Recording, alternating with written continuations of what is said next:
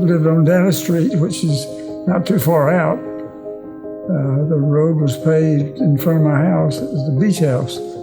My dad owned all that property where the lake is now, the Acworth Lake beach house. Well, I remember when the lake came in. It was just a normal settlement, of course. Good neighbors. Mr. Adams had a farm below us, and my future father-in-law had a farm above us. My dad was a good farmer. He was very systematic. He got up at a certain time, and we took out from the field at 11 o'clock and went to the house at 8. At 12 o'clock, went back to the field. And then we got out of the field at 5 o'clock and came home and milked and fed the cows, and watered the mules. During the summer, I'd have to chop cotton and plow and things like that. I said I was a country boy during summer and a city boy during the winter, because I was born in the house on the curve there where the beach house is. And school was just up the street. So I went home for lunch every day. In fact, I ran home for lunch more or less, got back to school enough to play a few minutes of basketball, because I played basketball all the way through school.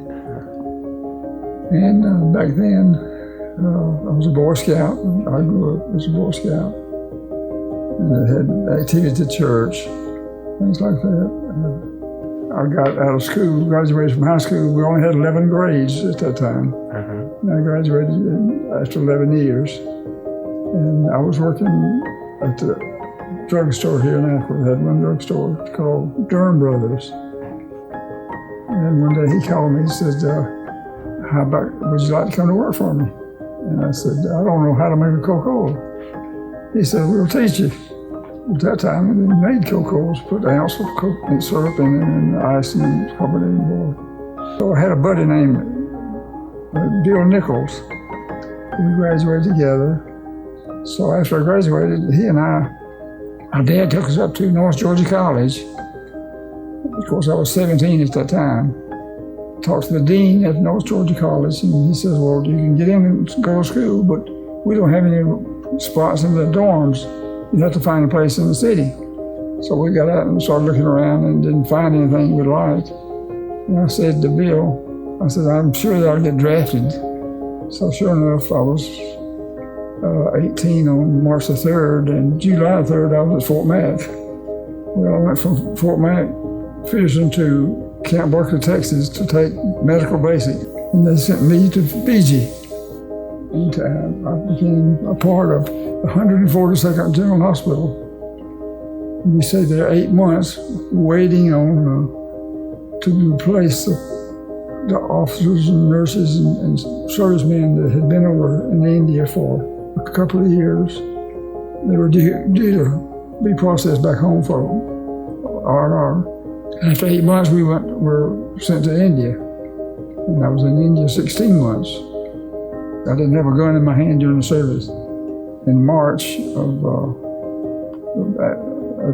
after I'd been up there a year, they called pharmacist. I got a letter from them saying I had been accepted in pharmacy school. So immediately I took my courses that they'd accepted in pharmacy school and transferred. And went there 4 years. I came back to Acworth and worked for Dr. Lacey, Mr. Lacey at Lacey Drug.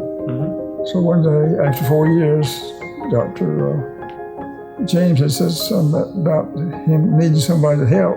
So my brother says, why don't you go down and talk to Dr. James? Because I wasn't entirely happy up there with the situation. And so I came to talk to Dr. James, and I made a deal with him. And I went back and told Dr. Lacey that I was going to work for the Acworth Pharmacy. I worked for him 9 years, and that was in '64. And he says, I want you to have this store, and I'll make it to where you can buy it.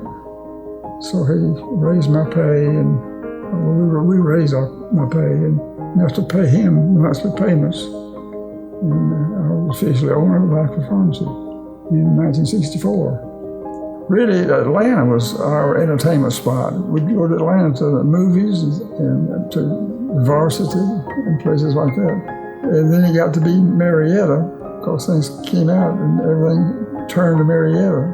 And now we've got everything in Acworth. It's just about that we've got doctor's offices and Keystone, Well Stars up here in Acworth. At night, you can't hardly find a parking place in Acworth during the week. It's so strange to see all the traffic out there now. Very nice. I wouldn't trade it for anything. But it's been here 91 years.